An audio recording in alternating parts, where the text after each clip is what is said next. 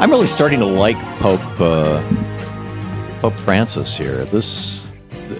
Welcome back to the program, by the way. 7 minutes past the hour. Last week, he made the point that raw capitalism, was that the phrase he used? It was raw capitalism or naked capitalism or rough capitalism. One of those words created victims. Before that, he was talking about the obligation to care for the poor.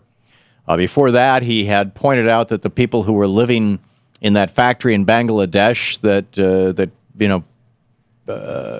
collapsed and killed the people or had a fire or whatever it was that killed all those people. It was a fire? Yeah. Savage capitalism was the phrase he used. Thank you, Shano.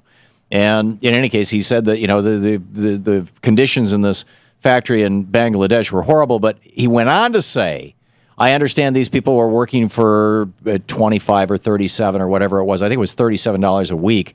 And he said, or maybe it was a month. And he said, but whatever it was, he said, that's slave labor. That's slave wages. We should not tolerate that in this world.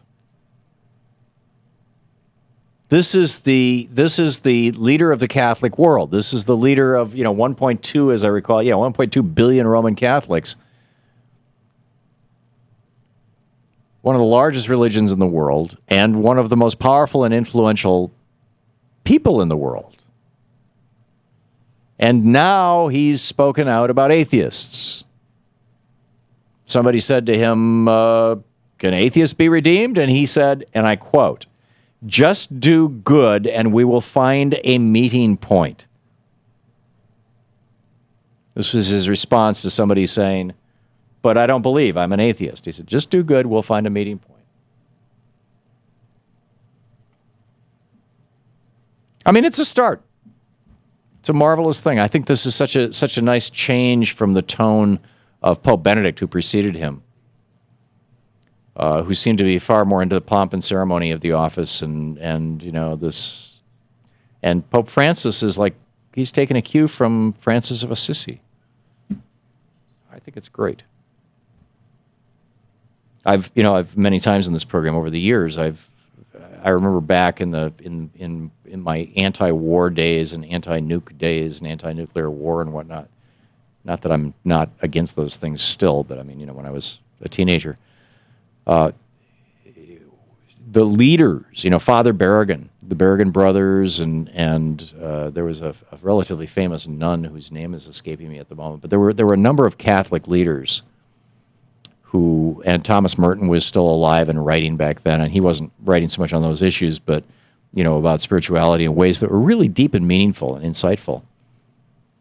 And there is this extraordinary and wonderful strain in Catholicism. And I know this is true in every religion.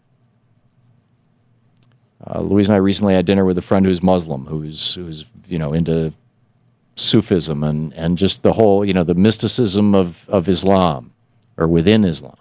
There are mystical strains, there are compassionate strains in every one of the world's major religions. But this guy, Pope Francis, he's speaking out. He's doing it. And when they brought him, after he was elected pope, when they brought him out to meet the people, instead of wearing the ermine, the fur cover, the fur collar on the fancy silk gown that his predecessor wore and that previous popes wore, he said, no, I'll just go out wearing a, cotton, basically a cassock, a robe, and that's it. And, I think, the Catholics in this country who are of the, I want to say old school, but, Francis of Assisi is old school. But of the, well, wait a minute, there's supposed to be this hierarchy and there's supposed to be pomp and ceremony and we need those gold domes and all that kind I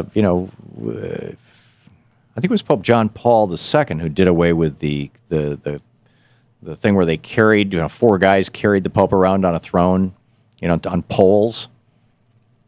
It's like gradually the papacy is becoming more healthier. Healthier is the word, not more healthier, but it's becoming healthier.